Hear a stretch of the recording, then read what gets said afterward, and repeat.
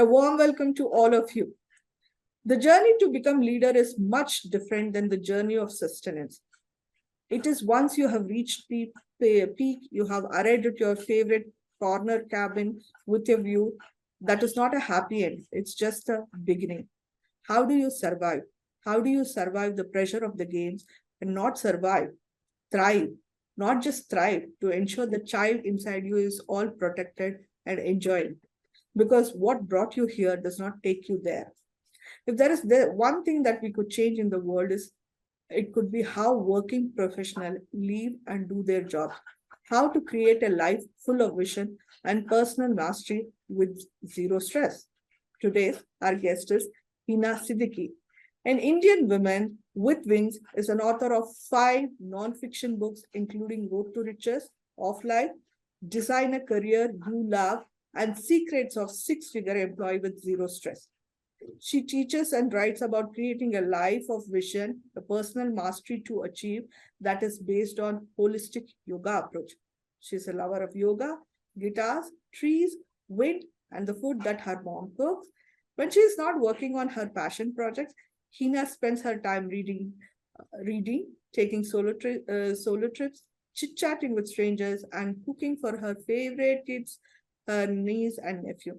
In today's episode of Leadership Leap series, I would like to explore with Hina on the topic of nurturing the leader within yourself, nurturing yourself as a leader. Warm welcome to you, Hina. As an opening note, please do share something about yourself unique to the audience. Hi, Vedashri. Hi, everyone who's watching us out there. My name is Hina Siddiqui, and Vedashri has given a very detailed introduction about me.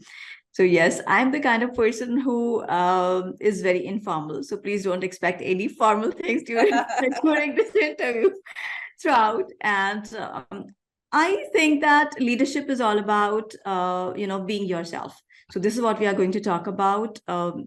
My journey as a leader started long ago, but then I would say that as a coach, in the leadership role, it started when I wrote my first book in 2016. It was Multidimensional Success, and then I later renamed it to Road to Riches of Life.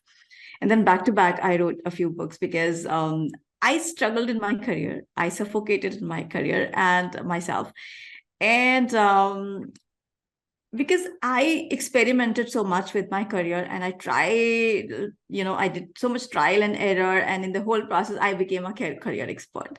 So then I thought, okay, fine, let me just help my corporate fellow corporate folks and help them be in the right place. Because what I struggled most, Vedashi, was that I was in the wrong places, wrong for me kind of places. What I mean by wrong for me kind of places was that my personality was a certain way, and the kind of jobs I was choosing were very different. They were expecting the different things from me that I was not. So this is basically I stand for. And this is what I'm going to talk about in today's show. How do you do the same, the way I did it? Okay, so I can always teach you from my experiences. So of course, take it as a guide map. I'm not saying that what worked entirely for me would work entirely for you. So it's just, twist a bit the ways I'm talking about, and then make your own in your own unique style. Superb, Hina. I think our audience are quite excited. There is a lot of learning from you for sure. I would like to start this conversation by asking you what is that you mean by nurturing yourself as a leader? So we have heard about growth as a leader, a lot of different connotations of a leadership, but nurturing is a very interesting way of putting leadership and nurturing together. So what do you mean by that? I believe that nurturing yourself is the first thing that you need to do in your life, in whatever you do, right? In your personal space, in your professional space, as a leader. When I say nurturing yourself, I mean that put yourself first. Put yourself first and do a set of things that you really must be doing to yourself before you can do it with anybody else, or you can do them for anybody else. So this is what I'm going to talk about a bit on that, at appropriate places and times. Nurturing yourself is all about, my journey started when I started taking myself little seriously, right? Because in our childhood, we are taught that keep other people on pedestal, right? We grow up as people pleasers.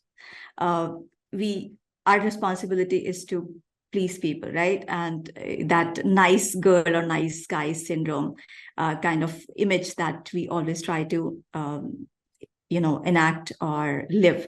This is something that is the biggest trap that society has given us, and we get trapped into it. And then because this works for society, right? If I am doing things your way, is good for you, right? And it's happening at my cost.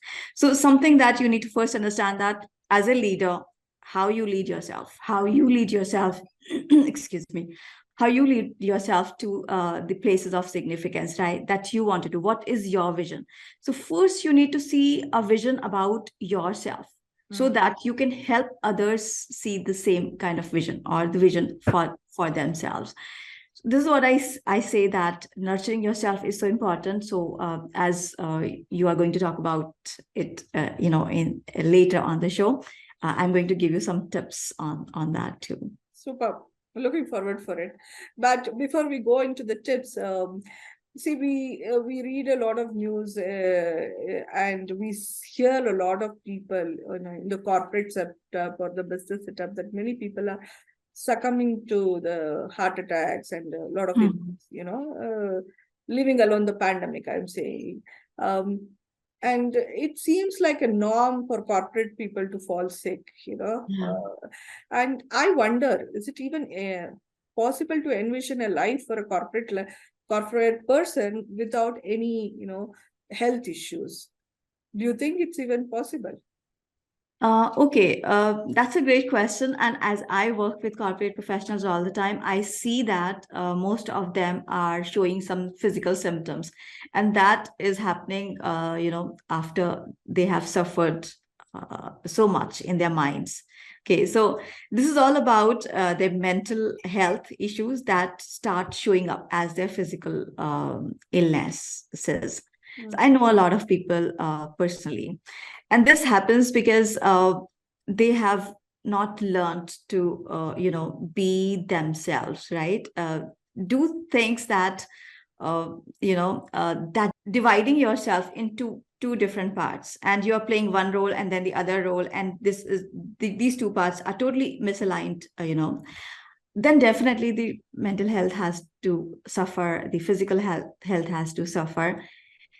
And once we understand it, we start living an aligned life, then problems can be solved. But now the problems that have been created at the logic level, they will not be sorted at the logic level, right? They need to be solved when you look within yourself, in your spirit, and start seeing yourself as a whole person, right? In your personal life, you're a certain personality. At your professional life, you're a different kind of personality. So do you ever think that it's going to put a lot of pressure on you?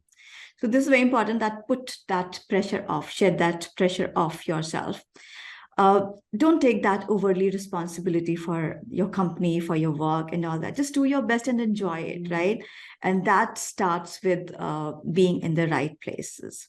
So this is possible, but then they need to do a set of things in a certain way, their own way. It has to be their own unique way, and stop comparing themselves with other people, and stop chasing the goals that they have set because the others have, expected something out of them, or they think that, okay, if they have done it, I need to do that.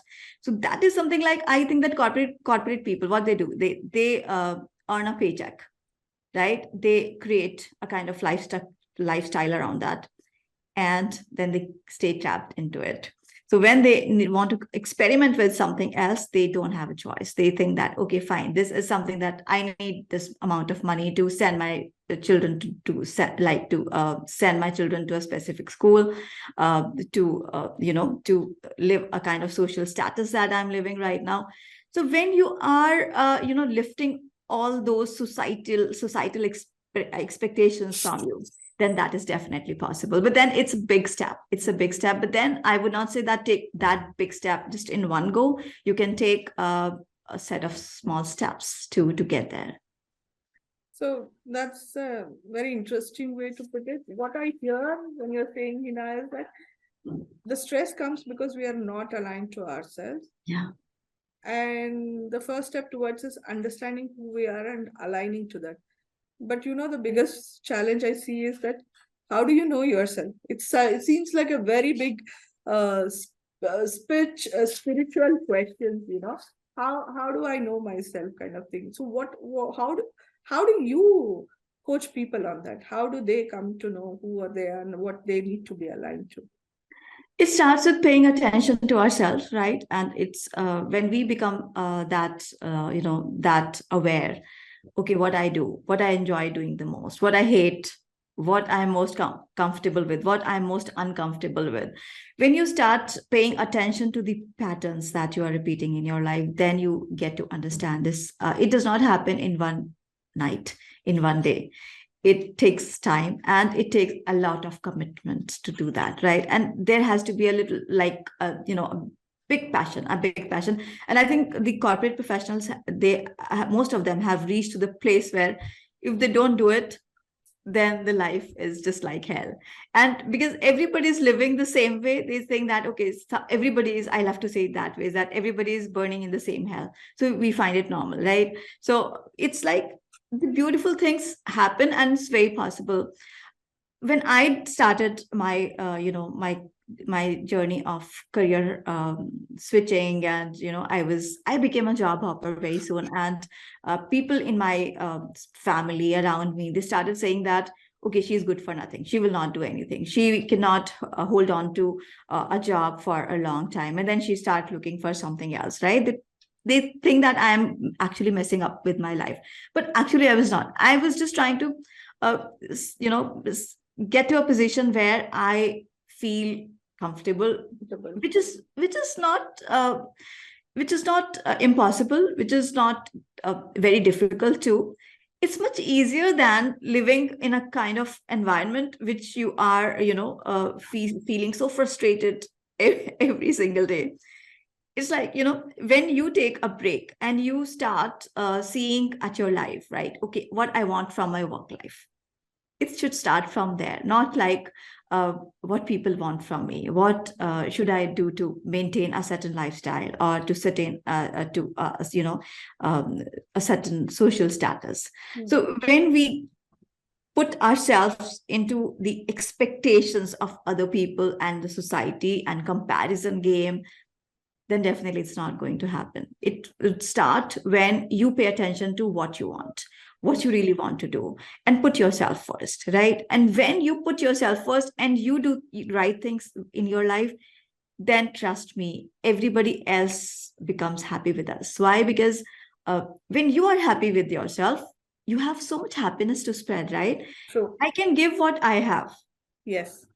If I have, yeah, if I have unhappiness, if I have pain, if I have frustration, if I have negativity, uh, I can spread that. It's very easy for me to spread. And this is the only thing that I will spread if I'm not feeling joyful within ourselves.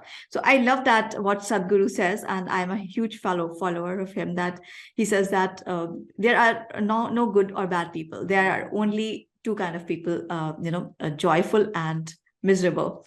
So joyful people are those who are spreading joy around them, right? And miserable people are doing the same. They are spreading their misery around them. So let's be a joyful person and spread joy in our careers, right?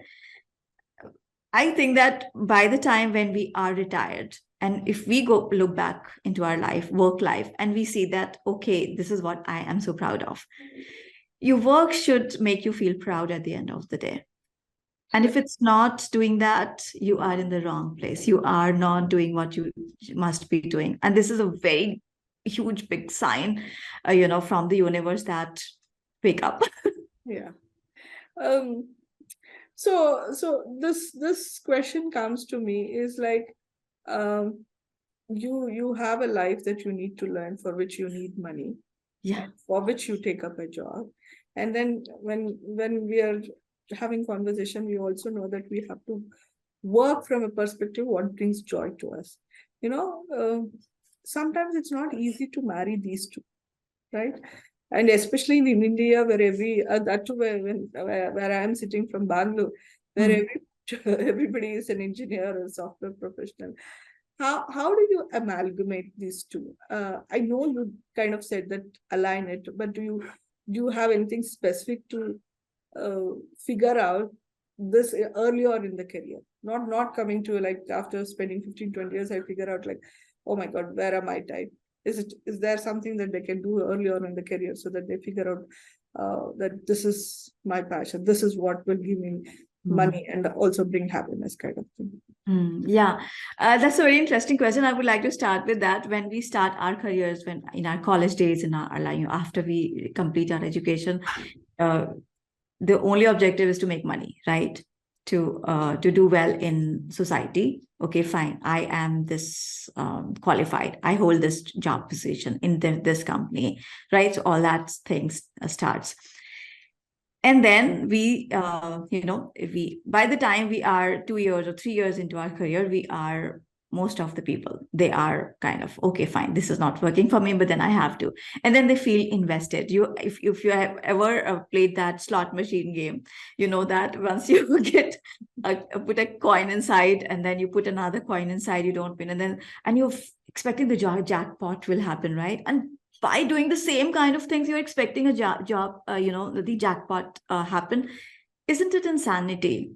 It's like, if something has not worked for you for 5 years, for 10 years, then how do you think that it will immediately suddenly start working for you in 11th year or 15th year of your career? Sure. Unless you need to bring it on, right? Nothing happens on its own. So the kind of life that we have created, I understand that's not easy, and I'll talk a bit about that a little later. But then I know this life is not easy, but who has created this life? Right. And we have lots of people to put our fingers at, like, okay, if this happened, if had this not happened, I would have been doing this thing.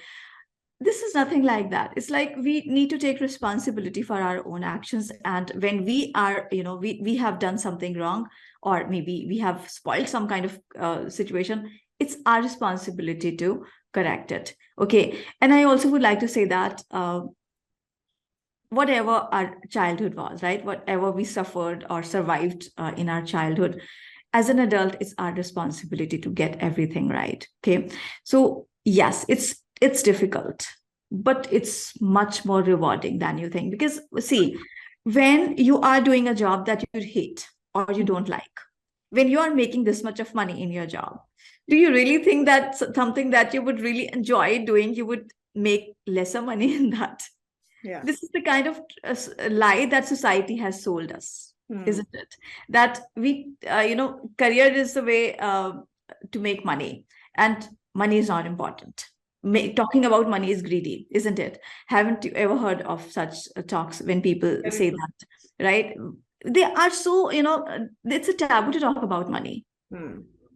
When I talk about that, because money mindset is a great part of my program, because I believe that we all have some money blocks that has happened in our childhood, right? We have seen our parents struggling with money, or we have seen people working really hard for money, and now we don't want to work that hard, this way. And we have seen that people have been greedy if they have, if they talk too much about money. He's so money minded, we say that at times. And in our movies, which are the villains, they have the rich people snatch the money from the poor people, and this is making them richer. And this is such a false story. You give everything to the poor people, whatever you have, and it will still keep them poor. Yes. Yeah, it happens with lottery winners all the time, right? They win a lottery, and within 2 years or 3 years or perhaps 6 months, they come back. Lose all the money. Yes, because we have that container set, right? And we have a container to accommodate that kind of money. So what you say, what I hear is, It's all in the mindset. It's all in the mindset. And yes, it's very important to do something that you really love to do. And you trust me, when you put all these pieces together, when you fix all these pieces, you would start making even much more money than you are currently making doing a job that you hate or you dislike.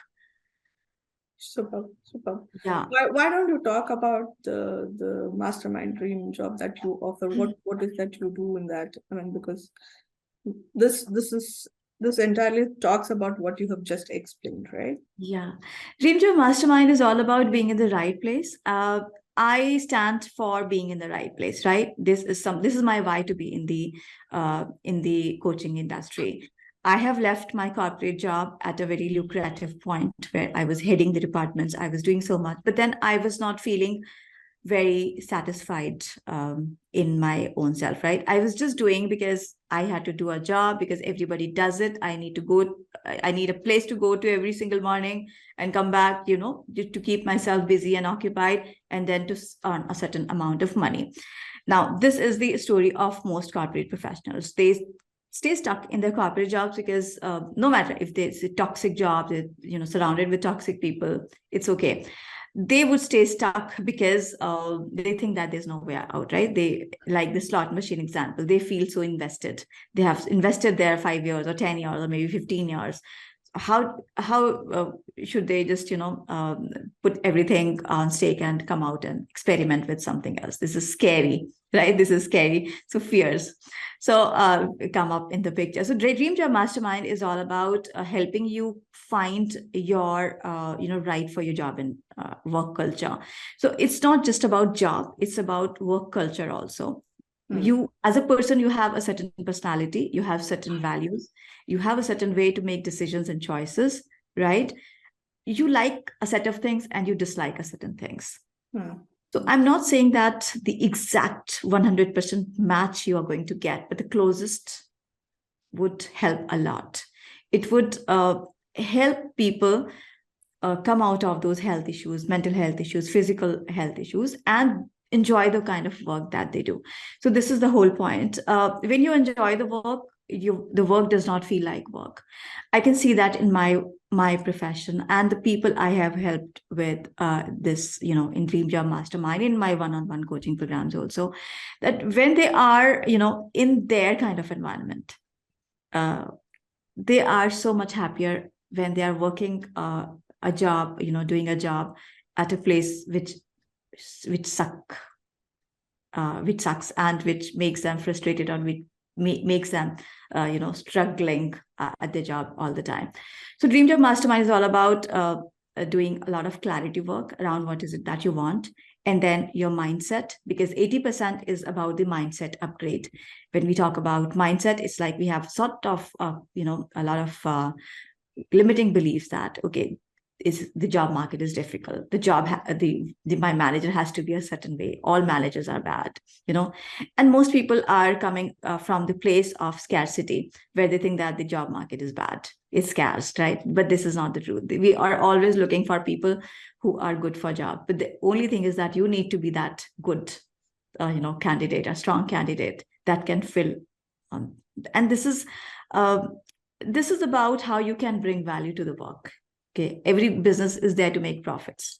Okay, how can you add value to their profits without expecting, like, okay, what should I get? What would I get? So when you get into that consumer mindset, like, what will I get? Then definitely first need to understand, what can I give? And every organization needs people who can add value, right? Who can grow their business, who can create a positive kind of environment and energy for their businesses. So if you want to just stay a negative character, cribbing, ungrateful, and toxic yourself, how can you not find toxicity at the other place? Because if you don't heal yourself for toxicity first, you're going to create that in your next job. Just think about it. And if you look into your last job, why did you leave your last job? Because you wanted to, escape that toxicity. So could you actually eliminate that toxicity in the next job? Because unless you heal that part of yourself, you would not be able to get that at the next place. So Dream Job Mastermind is all about making peace with your current situation first, and then doing a lot of mindset work, money mindset work, which is very, very important. And actually start valuing yourself that, okay, fine, you deserve much more. You deserve much more. I know people who have lots and lots of experience, even in Dream Job Mastermind, when they join, they have so much of experience, great education, great skill set, amazing personality, communication skills, everything. But when I talk about the kind of salary package they get, they are so underpaid. What keeps them underpaid is their own money mindset. They somewhere believe that they don't deserve more. And I have been there at a time where I was so I was so scared of talking about my salary expectations. I was like, okay, if I ask for it, would they be able to give me, or do I really deserve that money? So I said, okay, as per the company standards, as per the industry norms, as per the company policy. So this is such a weak way to conduct ourselves, isn't it? I should be confident about my abilities. Okay, if I join your company, I can grow your profits, right? I can help you grow your profits. And then I need that in return. And I don't have to look greedy for that, because when I'm adding value, I'm just asking for this thing, right? So this is just a value exchange, nothing more than that. And we need to change the way we look at this career thing. First, be in the right place, and then don't be scared to ask for what you deserve. Yeah. Yes. Thanks for elaboration on that. There were 2 points that you touched upon. So one is the toxic work environment, and the other one is the mindset. So my follow-up question is that some people are so blessed to have a very good work environment and supporting peer group, but there are also, most of the time you see a lot of peer group which is toxic. From a mindset perspective, what does this reflect, and how can one think of overcoming this? Okay, our energy precedes us. Yeah. When we see that the people are flourishing at their work, they are blessed, they are lucky, they are fortunate to have appreciative work environment. They have great bosses. They do their choice of projects, and they are drawing a very, very, a huge salary. What has gone, behind that into their life? This is what making them what they are today, right? I love to say that our energy precedes us. What I mean by this is that our energy is like, there's an aura, right? There's an aura. Whatever I think, whatever I believe, whatever I feel, it's all emitting some frequency, right? Emitting some energy waves around me, and this is the energy that is preceding me. So there are people who are doing everything to get a job, to get into the right kind of environment, to get their next promotion, to upgrade their lifestyle and stuff, but it's not happening. Why? Because their energy is not aligning with the kind of stuff that they are looking for, they want. At the logical level, they want it. At the conscious level, they want it. But the subconscious level is like, your energy is like that terrible dog that is tied in front of your chained in front of your home, and it's not letting the good people enter. That's how you envision it. Yeah, this is how I see it. So when I am I'm having that terrible dog, just sitting outside of my home, I need to take care of that first. Because I am doing everything right. But my dog is a pet one, right? He's very close to me, and he is actually making sure that no right opportunity reaches me. So I understand this might not seem very logical to a lot of people, who are driven by the logics and stuff, but this is all spiritual stuff at the end of the day. And just I want to say that if you have created a problem on the logic level, okay, and you're trying to solve that on the logic level, are you able to do that? Just try it for a month and let me know. How possible is that? And we are just going vicious circles, right? Circling around the same kind of path. So is it really helping us? Is it really serving us? So if it's not, then why not open our eyes a little wider and look at what can we do other than what we have tried so far? Why not be that open-minded and try something that we have not tried yet? So my next question around it is, so you say there's energy work, and a lot of people, they don't understand what is energy work as such. So if you have to explain something with an example so that people can do it on their own, so that they say something different in the next 1 month, what would you suggest? First is that 80% is about being and 20% is about doing. Okay. And stop thinking that it's all about hard work. It's not. It's not. If your hard work attached with first your hard work, right? You have that belief that you need to work really hard. And the second, that you are attaching to your hard work to the outcome. If I work really hard, I'll get this. But the hard work is keeping you exhausted. And it's also keeping you attached to the outcome because you have done so much hard work. How can you not get it? Right? So first is that 80% is about being. So stop doing more than it's required. Okay. Doing more and more and more will not never help. And being would help you a lot. So mindset, take a look into your life right now. The kind of results you have the same kind of frequency, right? Your results show that what frequency you are at. If you're happy, then you are at a good frequency. If you are not, despite doing a great job, despite earning a high paycheck, then definitely there's something wrong, right? So first look at your results. What do you have right now? And what exactly is it that you would like to have in 5 years or 10 years? I teach in my Dream Job Mastermind too that don't get yourself attached to the outcome. Okay, and just enjoy your work. Don't think that, okay, we are doing this podcast right now. Perhaps I'm doing some goof ups. I'm fumbling at times. I have not prepared for, answers for the kind of questions. We don't even know the kind of questions, it's just a free flowing conversation. Yeah. So why should we think that, oh, it should come out perfectly? It's okay if it's not. We are learning, right? We are learning with the object. Our intention is very positive and honest that we are going to help corporate professionals with our conversation. This is it. We don't really need to look perfect. We don't really need to sound perfect. It's okay. So first, look at your results. Second, see like the kind of hard work that you're putting into it, and stop doing that and start being. Being, when I say that, sit for 10 minutes just doing nothing. Detach yourself. Okay, fine, I don't want it. Okay, let it go to hell. To hell with my job. To hell with the money, everything. Just 10 minutes, I'm just myself. Okay, and if I have to worry, I will worry at 4 o'clock today.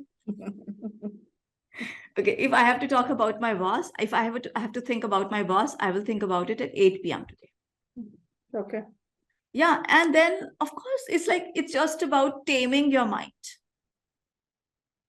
Our minds are controlling us, right? We are not controlling our minds. So we just have to be master of our minds, and rather than letting it to control our life, let's control it. So that's why your coaching is Dream Minds Master. Dream Job Mastermind. Yes. It's just about joy. We just have one life. It's very short. We don't know what happens next. COVID has taught us so many huge, big lessons. Now we should enjoy ourselves. What if I see that, okay, tomorrow I will not be there in this world, and it's good to die. I love saying that. I say that to die is a good thing. Dying is a good thing, right? Death is a good thing. So it's okay because right now we are here, and when we die, we are going to explore a different world. So it's going to be a travel for me. That's how you say it. So fun way of looking at it, Yeah. Not take things serious for ourselves. Yes, why do we need to be serious, right? Of course, what we need to do, we need to do. There has to be some values that we live by. For me, it's honesty and freedom. I love my freedom and I love my honesty. And whatever is just coming in the way, it's not a good thing it's not a good alignment for me. If I have to be at a place that expects me to say something to my client that I'm not, okay, then that is my value is being compromised. So definitely I would not do that. So if and my freedom, if somebody asks me to sit in a cubicle and do my work 9 to 5, same. So I will not do that. Monotony kills me. I want to do a variety of things. So I have stopped doing hard work. And now I don't work really hard. It's like 3 days a week I enjoy. I celebrate 3 Sundays. A week. Yeah. So it's like when I'm doing something, I'm doing enjoy. Otherwise, I'm not doing it, right? So I think we've kind of come to the kind of end of the thing, but few thoughts I still want to have. I'm loving this conversation, so I'm going to take a couple Me of too. minutes. Sure. We are celebrating the Women's International Day this week. Yeah. And I want to understand that when you work with your clients, men and women, what do you think that women carry additional burden, to just leave their lives and just because we are talking from a corporate and leadership perspective, in a corporate world, what is that they put additional baggage themselves to actually achieve or enjoy their life holistically? They are taking too much responsibility on their shoulders. I would say that as women, we are trained to do that. We are expected to do that. Uh, as a child, I was supposed to be taking care of my brothers too, though I too was small. But then, if we are, working at an office and you come back home, your brother comes back home, you are supposed to uh, be responsible for the kitchen thing or taking care of his needs over yours, because when you both are doing and I'm sure that lots of people are going to hate me for saying so, but I believe that in today's time, in modern times, we don't have any kind of division, right? Women are equally doing the jobs of significance. They are leaders. They have achieved a lot of things for themselves professionally. So why do we feel so much responsible for everything, right? Why can't we be ourselves? Why can't we prioritize ourselves? Why don't we love ourselves the way we are? Why do we need to be perfect? I believe that in our country, even now, we have done so much of advancement, now. But then I still think that a woman has to be perfect to get married.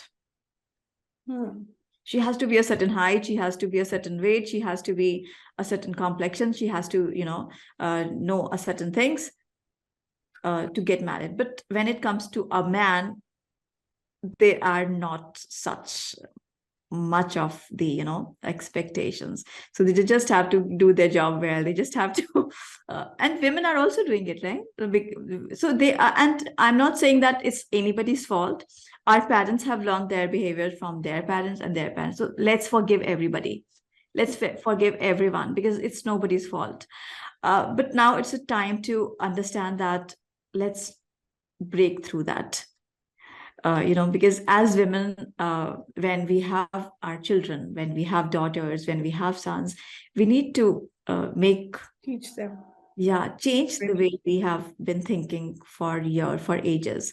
So first, like, stop taking that kind of responsibility. Hard work does never pay off. It does never pay off. It has never paid off for me. I don't know about other people, but I believe that when I am joyful, when I am doing from a space of joyfulness, creativity, abundance, and motivation, the results are much better. Results are just too high and rewarding, and it takes the pressure off me, right? Yeah. Why do you need to take that pressure? Life is not to be taken seriously.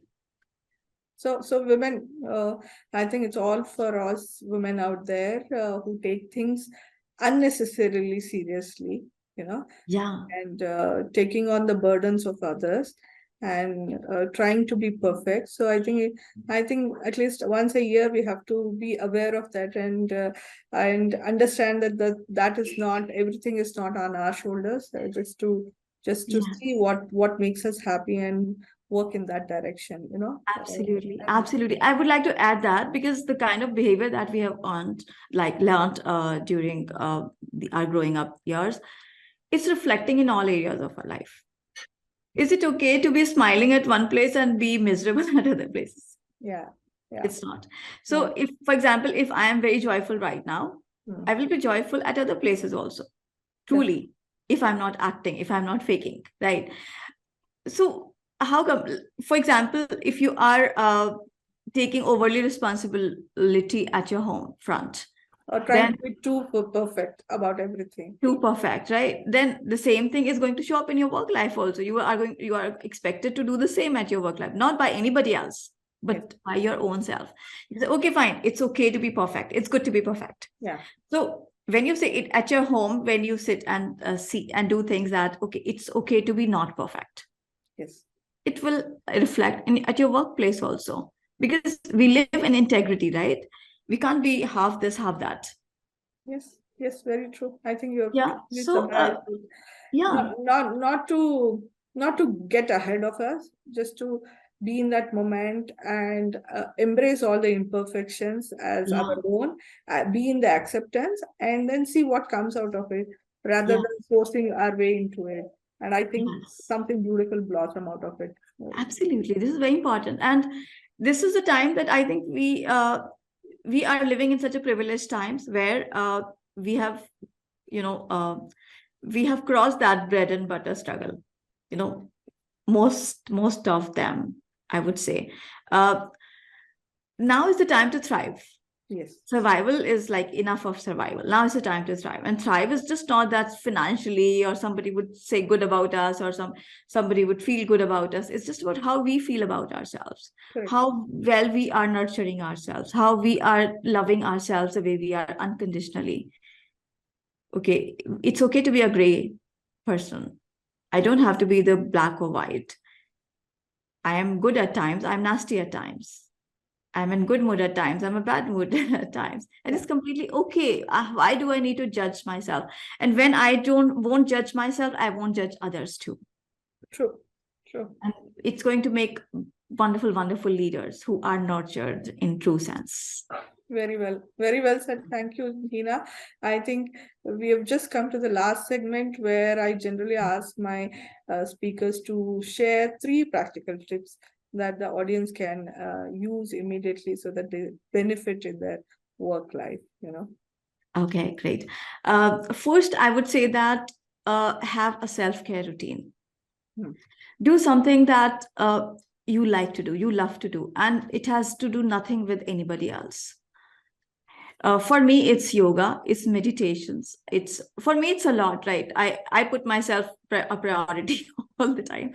But I understand that practically, when somebody has not done it a lot, then definitely they need to start small.